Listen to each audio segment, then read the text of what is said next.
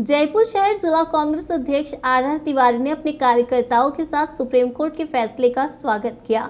जयपुर शहर कांग्रेस अध्यक्ष आर तिवारी ने एसबीआई बैंक के ऊपर आए फैसले को खुशी जाहिर करते हुए कार्यकर्ताओं के साथ धूमधाम से जश्न मनाया और बोले, आगामी लोकसभा चुनाव में इंडिया गठबंधन की सरकार बनने जा रही है। आज के फैसले पर आप लोगों ने खुशी जाहिर की, उसके बारे में क्या है? आज देश के सर्वोच्च न्यायालय में आज 140 करोड़ भारतीयों का विश्वास फिर पुनः कायम हुआ। ये देश का सर्वोच्च न्यायालय के गलत फैसलों को वो मानता नहीं और सही फैसलों पर वो किसी को भी बख्शता नहीं। आजाद भारत में 75 साल के लोकतंत्र के इतिहास में भारतीय जनता पार्टी के मोदी और शाह ने बीजेपी की सरकार ने कैसा फैसला किया था कि राजनीति में चुनावी चंदा राजनीतिक दलों के लिए भी अगर कोई लेना चाहता है तो इलेक्ट्रॉनिक बॉन्ड के माध्यम से लेंगे, और उसके लिए कहा गया है कि इस इलेक्ट्रॉनिक बॉन्ड कौन खरीद रहा है, कितने रुपए में खरीद रहा है, इसका हम नाम नहीं बताएंगे। ये कैसा फैसला था? लेकिन देश में बहुमत है, राज्यों में बहुमत है भारतीय जनता पार्टी का। इलेक्ट्रॉनिक बॉन्ड खरीदे गए, राजनीतिक दलों को चंदा दिया गया। 2017 से इस इलेक्ट्रॉनिक बॉन्ड के खिलाफ में ऐसा नहीं कर सकती। सुप्रीम कोर्ट में ये मामला चल रहा था और उसका फैसला आपने देखा होगा कि सुप्रीम कोर्ट ने कहा कि ये इलेक्ट्रॉनिक बॉन्ड आजाद भारत के चुनाव चंदे की सबसे बड़ी लूट है, जनता की पैसे की लूट है। पैसा देने वाला कौन है, लेने वाला कौन है, इसका शाया होना चाहिए, इस पर बैन नहीं हो सकता।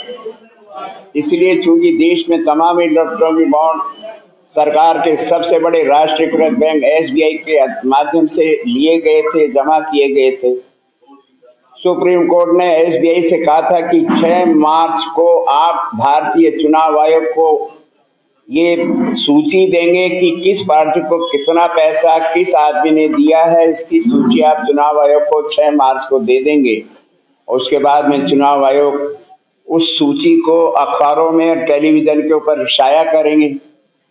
दुर्भाग्य की बात है कि भारतीय जनता पार्टी के केंद्रीय सरकार के दबाव में एसबीआई खुद चली गई सुप्रीम कोर्ट कि हम हिसाब नहीं दे सकते, हमको 30 जून तक का समय दो।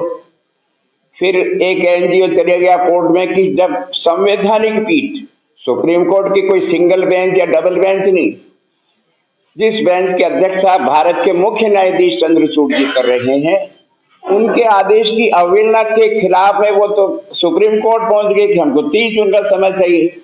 इसका सीधा सीधा अर्थ था कि केंद्र की भारतीय जनता पार्टी की सरकार चुनाव, जो आम चुनाव होने वाले लोकसभा के मई के फर्स्ट वीक में या अप्रैल के आखिरी में, वो नहीं चाहते थे कि ये सूची जारी हो।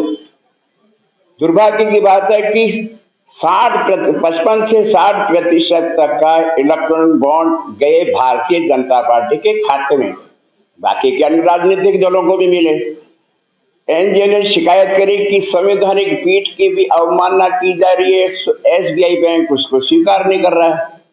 आज चंद्रचूड़ जी की अध्यक्षता में पुनः संवैधानिक पीठ ने फैसला दिया कि आपकी ये नहीं चलेगी दलीलें कि हमारे पास में आधा हमने हिसाब दिया है डिजिटल से और आधा हिसाब किया है मैनुअल।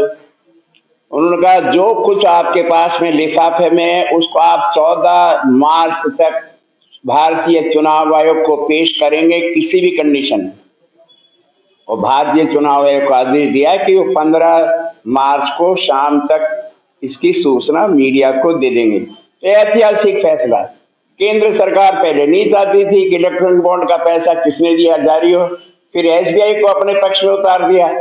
मैं कह रहा हूं न्यायपालिका ने सच को सच और झूठ को झूठ साबित कर दिया। आज इसी खुशी में, क्योंकि हमने भी जयपुर शहर कांग्रेस के हमारे पदाधिकारियों ने, कार्यकर्ताओं ने एक आंदोलन किया था 7 मार्च को राष्ट्रीय कांग्रेस के आह्वान पर, प्रदेश कांग्रेस कमेटी के आह्वान पर। हमने तमाम बैंकों के शाखा, जो एसबीआई की शाखा है, हमने विरोध दर्ज कराया था कि इलेक्ट्रॉनिक बॉन्ड का हिसाब पेश करें।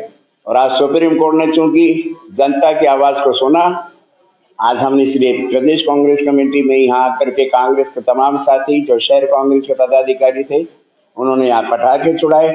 इसलिए छुड़ाए कि लोकतंत्र जिंदा रहना चाहिए। पार्टियां आती हैं जाती हैं, सत्ता आती है जाती है, लेकिन सुप्रीम कोर्ट का विश्वास जनता में रहना चाहिए। आज सुप्रीम कोर्ट का विश्वास फिर जनता में है, इसलिए आज हम सब ने अब मिठाइयाँ बांटी है, पटाखे छुड़ाए। सुप्रीम कोर्ट के प्रति बहुत बहुत आभार।